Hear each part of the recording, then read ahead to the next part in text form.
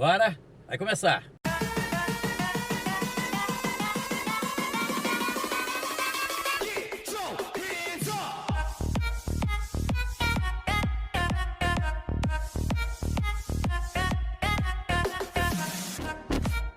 Seguindo com o programa Rede Brasil de Televisão. Obrigado aí pela audiência, pela companhia. Estamos aqui na Mania FM, na GDS Web Rádio Brasil, ao vivo também no Facebook, também no YouTube. Obrigado aí pela audiência, obrigado pela companhia. Sempre no oferecimento de Cofril, sabor a toda prova, a melhor linguiça para o seu churrasco é da Cofril. Temperada, suculenta, gostosa, é a melhor do Brasil. Com a gente no programa tem o Hospital Evangélico de Cachoeiro, trabalhando sempre pela valorização da vida. 3526-6166 é o telefone do Hospital Evangélico de Cachoeiro. Café Sossego é puro das montanhas do Espírito Santo, selecionado à mão, arábica, não tem conservante. Café Sossego com a gente também no programa. Hoje nós vamos falar de cultura, vamos falar da Lei Rubem Braga, vamos falar da organização cultural de maneira especial de Cachoeiro, da organização do artista, a necessidade, a importância dessa organização para que o artista possa participar de pleitos, por exemplo, como a Lei Rubem Braga, que é uma lei importante que ajuda demais a fomentar a cultura do município, mas para isso precisa estar organizado, para isso precisa compreender todo o mecanismo. Estamos recebendo hoje aqui a doutora Valquíria Rigon Volpato. Ela é advogada e atua nesta área na Secretaria de Cultura. Ela não fala pela Secretaria de Cultura, mas fala do movimento cultural num todo, hoje aqui no programa. Valquíria, bom ter você aqui no programa, tudo bem? Bom dia, Farraro, bom que dia honra. para todo mundo que está escutando. Eu tô feliz demais. Honra receber você Quando aqui. você fazia a abertura, né, a introdução, eu ficava lembrando, gente, essa voz, ela é marcante. Obrigado. Essa voz é marcante de um tempo que eu era criança. E é muito legal estar aqui hoje, obrigada. É, isso aí. Interessante que a sua família, a família Volpato, sempre me acompanhou. Sempre minha família Volpato. O pessoal de Taquarinha. Ali sempre me acompanhando. Honra receber você aqui, tá? Prazer grande para falar de cultura e para falar da organização de quem fomenta, de quem faz a cultura, que é um segmento tão importante para a sociedade, não é isso? E a importância dessa organização. Não, com certeza. A gente estava aqui batendo um papo, né, e falando sobre um geral. Eu acho que Cachoeiro de Itapemirim, não por acaso, é tratada como capital secreta, berço de muitos artistas. A gente tem em nós algo de artista, sim, né? Tem um dom já que vem inerente às nossas pessoas aqui. Mas é lógico que tratando sobre organização e falando sobre a necessidade de todo mundo se manter bem estruturado para participar especialmente das possibilidades que a administração pública oferta para esse público. Sim. Né? Eu acho que é isso que é interessante. Lógico, a gente vai esmiuçando aqui à medida que for cabendo no assunto, mas o que eu percebo temos muitos talentos, mas ainda falta um pouco, talvez, o preparo técnico para a propositura de alguns projetos que vão ao encontro daquilo que a administração pública, seja ela municipal, estadual ou federal, tem a oferecer. Muito, né? Isso mudou muito. Mudou. No passado você era amigo do secretário, amigo do prefeito, você ia lá no gabinete e falava, não, eu preciso de uma ajuda e tal, e aí tirava o dinheiro vivo e tal, mas tua ajuda. É bem assustador, traz um recibo, né? é assustador, mas era assim. Sim. Era desse jeito. Isso mudou, isso não existe mais, não tem mais essa relação de amizade. Hoje a relação é através desses editais, tem que estar documentado, precisa cumprir todos os requisitos, porque senão você não tem o seu projeto aprovado, não é isso? Isso.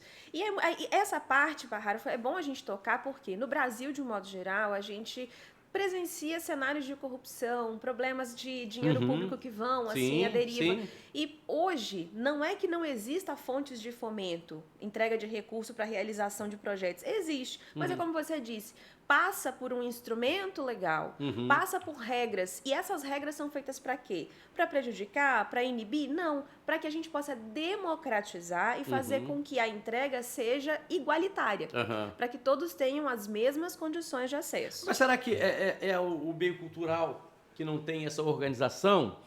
Ou é o brasileiro que não tem essa organização?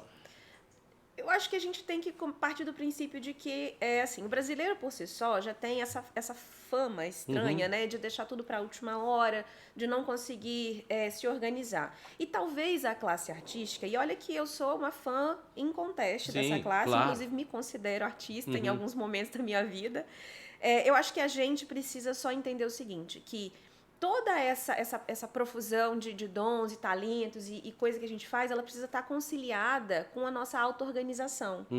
E talvez o artista, especificamente, não estivesse preparado para encarar um sistema burocrático. Sim. Talvez seja por essa veia, né? Por esse caminho. Então, o que a gente tem pensado ultimamente? Né? Facilitar o acesso ao recurso dentro de condições legais, dentro de condições que sejam democráticas e amplas. Mas, para isso, precisa ter o interesse daqui e tem que ter a entrega também daqui da administração. Eu compreendo que a gente precisa ter uma parceria. Eu estava vendo uma matéria agora, recentemente, falando do Carnaval de Vitória. Certo. Que foi adiado, mas estava para acontecer. E aí as escolas de samba lá reclamando porque o recurso chegava muito em cima da hora. Por outro lado, a prefeitura dizia o seguinte, porque as escolas não estavam organizadas para receber os recursos. Então, não é uma questão só de Cachoeira, é uma questão nacional. E a gente fala de cultura, a gente fala de carnaval, está falando de outros setores, está falando de tudo. Né? Mas tem gente preparada para fazer esses projetos, por exemplo? Tem um setor que ele se especializou na captação de recursos. E eu acho que é um setor que tem que ser muito valorizado, ele precisa expandir. E, lógico, cada um de nós é capaz de aprender. Mas tem um setor específico, que é o setor de produção cultural, que ele vai entender as regras. Ele vai conhecer a legislação própria, ele vai conhecer os editais próprios, e aí ele faz essa importante ponte entre o recurso que está sendo disponibilizado e o artista que tem o talento para realizar. E isso é legal. Perfeito, né? perfeito. O artista, ele vai executar, ele vai gravar um CD, por exemplo, e ele entra num projeto ali Rubem Braga, exemplo. O artista que vai gravar, ele não tem a expertise para fazer o projeto, mas ele tem alguém que ele pode convidar para participar, para fazer esse projeto. Pode, claro. A pergunta que eu faço é que esse recurso aqui, ele pode utilizar parte para pagar quem fez o projeto? Pode e deve. Eu vou até fazer uma defesa da produção cultural, porque, veja, é um trabalho tão legítimo como o do próprio artista. O artista que faz, né, que realiza o carnaval, que se promove em festas, enfim, esse tipo de artista, o músico, eles são profissionais do ramo. Eu acho que eu vou até reforçar isso. É importante que a gente passe a entender a profissão ser artista, porque a gente acha que ser artista é bico. E não é. Sim. E não é. Ser artista é uma profissão. Profissão, trabalho. É trabalho, honestíssimo. E a produção cultural, ela passa por esse caminho. É uma profissão onde pessoas se especializam para receber esse recurso que vem captado. E quando o artista, sim, ele pode destacar uma parte do recurso recebido para essa produção cultural, para pagar o produtor cultural. É uma cadeia produtiva. A gente tem que tentar entender isso como um trabalho qualquer. Então, se, por exemplo... Esse produtor, esse que vai executar lá o projeto, ele é tão importante quanto, né? Sim. A produção cultural, Parraro, ela passa por vários níveis. Tem o produtor cultural, que é aquele que entende do edital, capta o recurso, recebe e entrega para o artista para executar, mas normalmente o produtor cultural aqui em Cachoeiro, por exemplo, ele assume junto com o próprio artista. E ele faz literalmente da base ao acabamento. Que passa não só pela captação do recurso, a execução do projeto, mas uma outra fase extremamente importante, que é a prestação de contas. O dinheiro público, né? Tem que prestar conta. Porque tem essa também, tem o recebimento, que você, né, faz a captação, claro. Executa aqui o trabalho, e depois você precisa prestar conta lá. Perfeito. Com nota fiscal, com tudo, porque senão você vai ter problema. Sim, problemas. E são problemas que, na verdade, estão inerentes, de novo, a uma organização. Porque é simples, desde que a gente tenha organização. É o que eu costumo falar, assim, todo dia, né, do trabalho. Sim. Então, por exemplo, se eu recebi o dinheiro, quanto eu recebi? Foram 10 mil? Foram 20 mil? E eu me comprometi a fazer o quê com esse dinheiro? Comprar um celular, comprar um vidrinho de álcool, enfim, aquilo que é inerente ao projeto. Se tudo isso que eu negocio, seja na contratação de serviço ou na compra de algum produto, eu vou ter sempre uma nota fiscal. Se comprometeu com aquilo que vai realizar, depois a nota oficial tem que chegar lá. Sim. Não é isso? Uhum. Tem que chegar lá. E a própria estrutura do projeto, ela já delimita isso para o artista. Quando ele inscreve o projeto, ele tem que falar do cronograma financeiro que ele pretende executar. Esse cronograma financeiro vai se associando àquilo que o projeto pretende, ao resultado final. Então, você não vai ter surpresas. Surpresas que acontecem são inerentes, por exemplo, à movimentação financeira de um país, inflação. Às vezes você orçou e, de repente, lá vai mudar o valor. Mas pequenas adequações a gente vai trabalhando ao longo do processo. O que a gente não pode é simplesmente ignorar que eu tô com dinheiro público na mão e ao final falei assim, não, agora tá tudo bem, já fiz. Porque existe uma espécie de comodismo, né? Não falo assim do nosso artista aqui cachoeirense, mas o povo, de um modo geral, aqueles que põem o dinheiro no bolso, parece que é uma questão meio que assim, coloquei o dinheiro no bolso, está resolvido a questão e não é por aí, né? Não. A gente tem... E o esforço da burocracia é justamente para que a gente não tenha casos tão terríveis de corrupção, de desvio de dinheiro, de dinheiro que não retorna. Porque o maior beneficiário e o maior prejudicado é o povo. Então, a gente aqui, nós somos contribuintes. Sim. Esse dinheiro que paga projetos, ele volta para nós em forma de fomento cultural, de educação, de um novo conhecimento, de um abrir de olhos face à realidade do momento do Brasil e do mundo.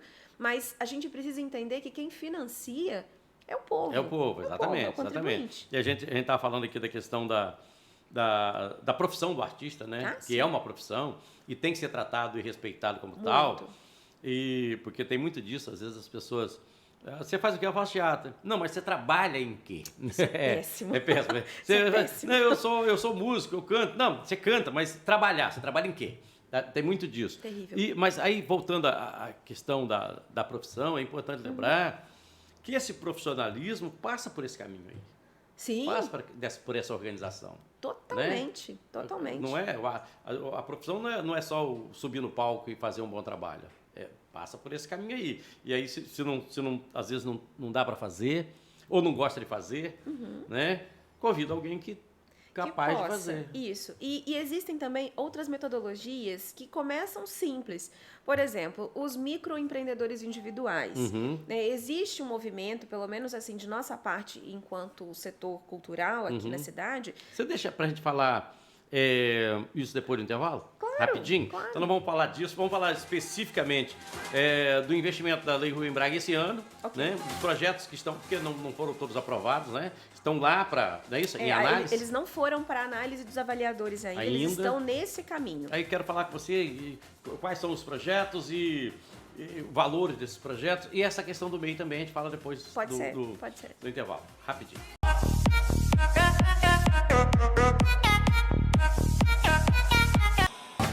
Vamos seguindo com o nosso programa, mandar um alô aqui para José Carlos Pereira, meu amigo, grande abraço para você, obrigado, tá?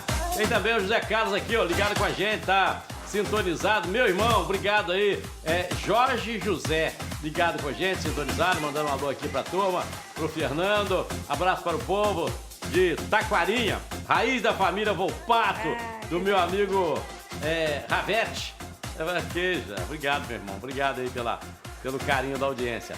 Bem, Valquíria, Lei Rubem Braga esse ano, quantos projetos lá para ser analisado? Parraro, a gente teve, né?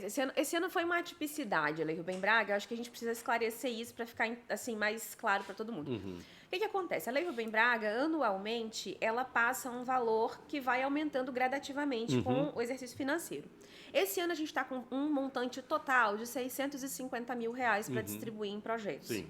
Que é um valor extremamente considerável para o tamanho de Cachoeiro. Só que esse ano a edição da Lei Rubem Braga... Para o tamanho de Cachoeiro, para o tamanho dos projetos que são executados aqui, não é? Sim, sim. Ninguém apresenta lá um projeto... Né? Projetos menores, né? Também, mas aí vai variando muito. Porque, olha só, esse ano a gente convencionou junto ao Conselho Municipal de Política Cultural que faríamos uma divisão mais equânime desses recursos por conta de todo esse cenário pandêmico. Né? A gente estava falando de pandemia, então a pandemia ela veio afetando duramente essa questão econômica também. E a classe artística, querido, foi a que mais sofreu. Porque você não vê mais... agora a gente está voltando para os movimentos, mas está tudo fechado, ficou tudo fechado. E a gente precisava fazer alguma coisa. Então, a Lei Rubem Braga esse ano fatiou o recurso que era de R$18 mil por projeto e contemplava no máximo 35 projetos, para a gente fazer agora uma contemplação maior. Diminuímos um pouco o valor do recurso, então são R$10 mil por projeto, e com um alcance de até 60 projetos a serem contemplados. O que acontece? A divisão desse recurso, ela não vai só para o artista contemplado, mas ela vai também injetar dinheiro numa cadeia produtiva que tem, né, um staff que tem nesses projetos. Então, a Lei Rubem Braga, esse ano, a gente já fez o lançamento, né, dos 2 editais, tanto de seleção de avaliadores, inclusive, se você me permite, eu queria muito ressaltar que Cachoeiro é uma cidade que merece muito um destaque em alguns pontos. E eu vou puxar a sardinha mesmo para a cultura, porque a gente promoveu o edital de seleção de avaliadores no final do ano passado, do país inteiro. A gente não seleciona mais avaliador da cidade de Cachoeiro, para que seja um processo mais transparente e que a gente tenha certeza de que não há uma tendência a prestigiar um ou outro. Do país inteiro, nós recebemos 216 candidatos a avaliador. Isso, quando eu digo do país todo, você consegue identificar as regiões. A gente passa pelo sul do país, o centro-oeste, nordeste, sudeste. Então, são muitos candidatos. E pedidos de inscrição, porque cada candidato desse poderia fazer mais de um pedido de inscrição, só de pedidos de inscrição a gente passou de 500. Caramba! Então, foi muito assim. E foi o edital em que mais tivemos procura. E o que isso significa, que eu sempre falo muito? Quando o projeto do Parraro passa pelo edital da Lei Rubem Braga e vai para a mão de um avaliador que reside, por exemplo, em Goiânia, no Amapá, em Santa Catarina, o Parraro sai de Cachoeiro através do seu projeto e vai ser conhecido num outro estado. Então, a gente leva mesmo o Cachoeiro de uma forma bem palpável mesmo para o país inteiro. E os nossos projetos, graças a Deus, são projetos muito bem avaliados. E desse montante de avaliadores aí que se inscreveram, quantos vocês selecionam para fazer a... 12. A seleção como a gente vai estreitando, porque hoje, as áreas culturais... E o artista que manda o projeto dele, ele não sabe quem está avaliando? Não. Não, é completamente assim. Por isso, o projeto... Muito bacana, muito legal. Os projetos, agora o artista, ele tem que ter uma habilidade, sim, maior de apresentar o seu projeto, mas de transmitir para o papel aquilo que ele pretende, a ponto de você que nunca o viu, entender qual é a ideia e valorizar aquele produto. Muito bom, muito bom. Muito bom e democrático. Bastante. Porque nós somos de uma cidade do interior e se você faz as coisas por aqui, não tem jeito. Não adianta, porque um é amigo daqui, outro é amigo dali, isso vai influenciar. Infelizmente, acaba influenciando. E eu gosto muito de observar isso, o crescimento do primeiro edital de seleção de avaliadores que nós tivemos em 2017. E às vezes influencia mesmo o cidadão estando bem intencionado. Eu sei. Não é porque vai influenciar porque vai fazer um jeitinho. Não é isso não. Acaba influenciando. Quando você vai fazer uma pesquisa, quem está colhendo os dados na rua não pode saber para quem é, porque se souber, mesmo sem querer, ela acaba influenciando na hora do voto ali, na hora da escolha. Sim, e você veja, a gente saiu de 15 candidatos em 2017 para 216 em 2021, porque o edital foi feito no final do ano passado. E como você está dizendo, a gente quando consegue fazer esse apanhado Brasil afora, o projeto daqui vai encontrar o avaliador lá de Tocantins, por exemplo, a gente não tem nenhuma chance dessas pessoas se falarem. E aí, Parraro, tem uma coisa que eu acho que é fantástica. Todos os nossos avaliadores, eles têm uma seleção que passa pela experiência profissional e pela formação acadêmica. Dificilmente eu recebi currículos ano passado que tivessem formação acadêmica menor do que doutorado, por exemplo. Então, a formação dessas pessoas que vão analisar o seu projeto, ela é muito boa. E muitas pessoas experientes também, de análise de editais Brasil afora. Quando você recebe o seu parecer, você tem que receber aquele parecer em 2 sentidos. Primeiro, foi contemplado, que ótimo. Bacana. Mas o avaliador aponta também aquilo que você poderia ter de melhor. Muito bacana. Eu desconhecia esse modelo de escolha. Eu pensei que fosse por aqui, que tinha alguém daqui e tal. Não. Mas que bom, é do país todo. País inteiro. Você falava antes do intervalo do pessoal que tem empresa, que tem MEI. Isso, né? isso. Microempreendedor. Então, a gente pensa assim, é sempre bom se organizar. A gente estava falando da profissionalização desses artistas. Então, hoje, o microempreendedor individual, ele ajuda muito na contratação com a administração pública, porque o MEI, por si só, inclusive, ele não sofre o mesmo tanto de abatimento de imposto de renda que sofre a pessoa física. Entendido. Então, você pode, com um CNPJ, que vai te dar um recolhimento mensal, que é num valor significativo, mas é possível. O MEI é R$60, R$60 por mês para pagar. Então, acessível para que as pessoas consigam, vão ter um CNPJ, não vão sofrer abatimento de imposto de renda nessa ação com a administração pública, seja em que aspecto for, e você começa a ter uma estruturação melhor. E aí, você passa também a compreender que você se tornou uma espécie de pequena empresa, tá? Grosso modo. E aí, como é que eu faço para manter isso girando? Qual que é o instrumento de comprovação da vida artística? Assim como o Parraro tem, a Valquíria tem, e por aí vai. Só que o artista precisa entender que as realizações dele precisam estar registradas. Tem muito cantor maravilhoso nosso que sobe no palco, canta a noite inteira e sai de lá sem uma foto. Hoje melhorou bastante, né? Mas a gente... Com a chegada da internet hoje melhorou um pouco. Celular, essas coisas. Mas o que eu quero dizer, Parraro, a gente precisa passar a parar de achar que só uma fotinha assim, sabe? Vai ter que isso serve. Que isso serve. Começar a entender que portfólio é documento. Currículo artístico é documento. De uma forma que você não precisa contratar só com a administração, mas quando você vai, por exemplo, oferecer o seu serviço para uma empresa, que pode acontecer, pode contratar, ela quer ver uma carta de apresentação. Sim. Ela quer ver isso. E eu acho que é natural, como a gente começou, né? Minha apresentação. Então, já estou aí com 13 anos de atuação.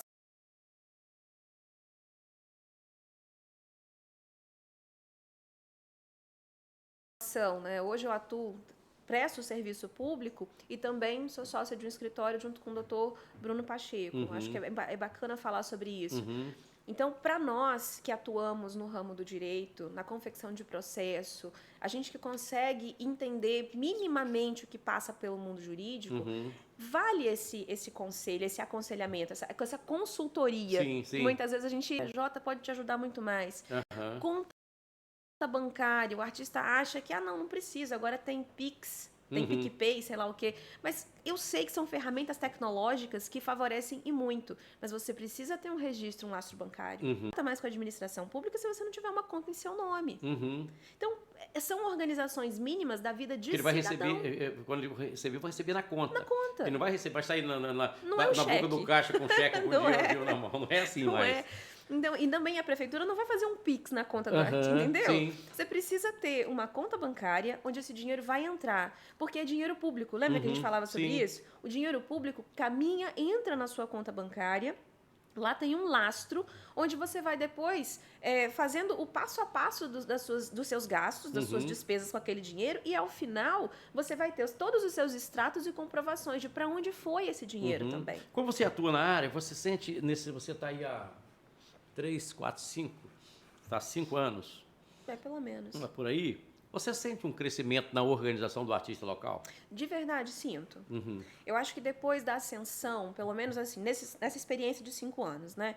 Depois da ascensão, da colocação de editais, da contratação feita através de editais, o artista entendeu que não haveria mais a possibilidade de sair dessa ideia. Então, por exemplo, existem as contratações por inexigibilidade de licitação? Existem. Mas elas ainda assim vão te pedir documentação. Não adianta, você não tem como contratar agora, chegando lá e falando assim, olha, eu canto bem, e dá uma palhinha, não tem o que fazer com isso.